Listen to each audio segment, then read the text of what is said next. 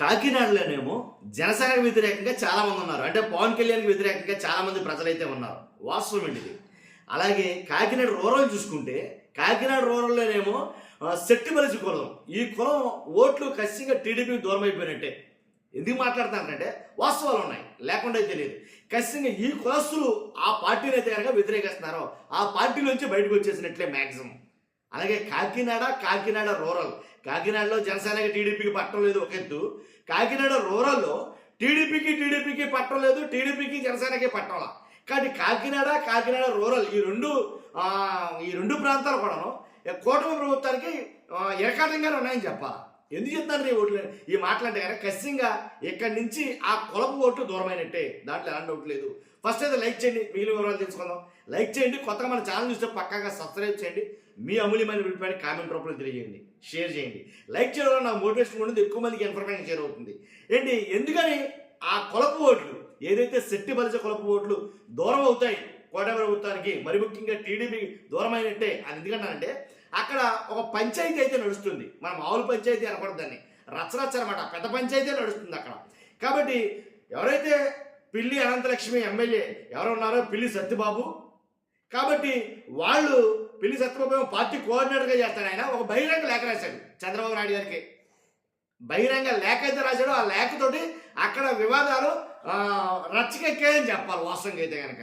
ఎందుకనంటే కనుక అక్కడి నుంచి ఒక రకంగా చెప్పుకోవాల్సి వస్తాయి. పిల్లి వర్గం వర్సెస్ కటకం శెట్టి వర్గం అన్నట్టుగా ఉంది. ఎందుకంటే పిల్లి అనంతలక్ష్మి గారు అక్కడి నుంచి ఇన్ఛార్జిగా ఉన్నారు టీడీపీకి. అలాగే కటకం శెట్టి బాబ్జీ అన్న ఆయనేమో కో ఇన్ఛార్జిగా ఉన్నారు.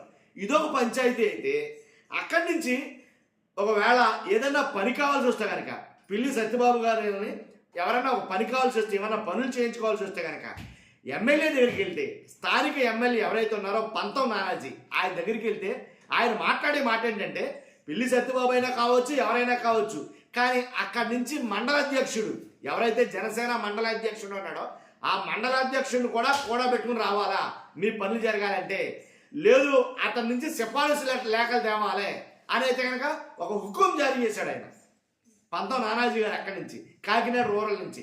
కాబట్టి అది ఈయనకి నచ్చరా, ఎందుకంటే ఎమ్మెల్యే, మాజీ ఎమ్మెల్యే కాబట్టి ప్రస్తుతానికి అయితే కనుక పార్టీ కోఆర్డినేటర్.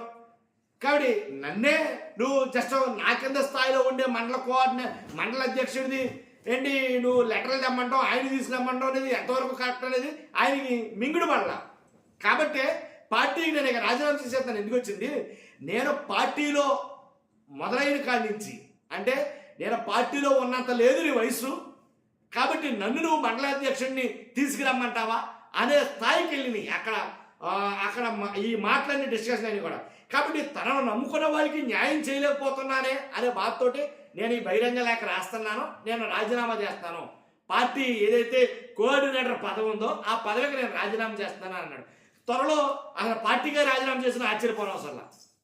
కానీ రాజీనామా చేసి వైసీపీలోకి చేరతాడు ఆయన అని కొంతమంది కొన్ని రకాల ఊహాగానాలు అయితే ఉన్నాయి అక్కడ. కాబట్టి రూరల్ మండల అధ్యక్ష పదవి ఇదంతా కావాలని ఇప్పుడు ఎలా అంటే అక్కడ ఇన్ఛార్జ్ ప్రస్తుతానికి కావాలి, కాబట్టి ఖచ్చితంగా నాకే కావాలి అని పిల్లి సత్యబాబు గారు పట్టుబట్టాడు. అందు గురించి టీడీపీని బ్లాక్మెయిల్ చేస్తున్నాడు ఆయన, చంద్రబాబు నాయుడు గారిని బ్లాక్మెయిల్ చేస్తున్నాడు అని అయితే కొంతమంది మాట్లాడుకున్నారు అక్కడి నుంచి. కాబట్టి అక్కడ ఏ కార్యక్రమం జరిగినా నన్ను పిలవట్లేదు మొర్రో అని ఆయన అంటున్నాడు.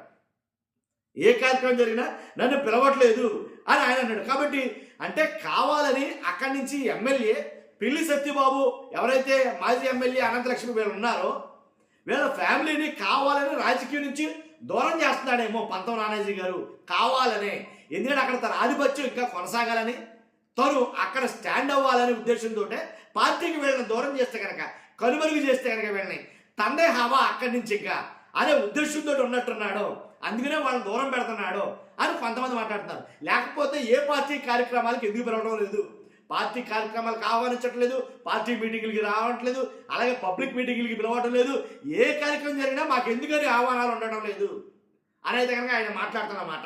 కాబట్టి ఇదంతా ఆల్రెడీ నేను చంద్రబాబు నాయుడు గారికి చెప్పినా సరే ఎలాంటి చర్యలు తీసుకోలేదు. కాబట్టి నేను పార్టీ కోఆర్డినేటర్ పదవికి రాజీనామా చేయాలని ఒక బహిరంగ లేఖ రాశాడు. ఆ బహిరంగ లేఖతోటి ఆ వర్గం అంతా కూడా, ఆయన వెనకాలండే వర్గం అంతా కూడా ఆయన వెనకాలండి ఓ ప్రెస్ మీట్ పెట్టడం జరిగింది, బయలేక లేఖ రాయడం జరిగింది, ఆ లేఖ ప్రెస్ మీట్లో రిలీజ్ చేయడం జరిగింది. ఆ దెబ్బతో ఒకేసారి కంగుతున్నారు అక్కడి నుంచి.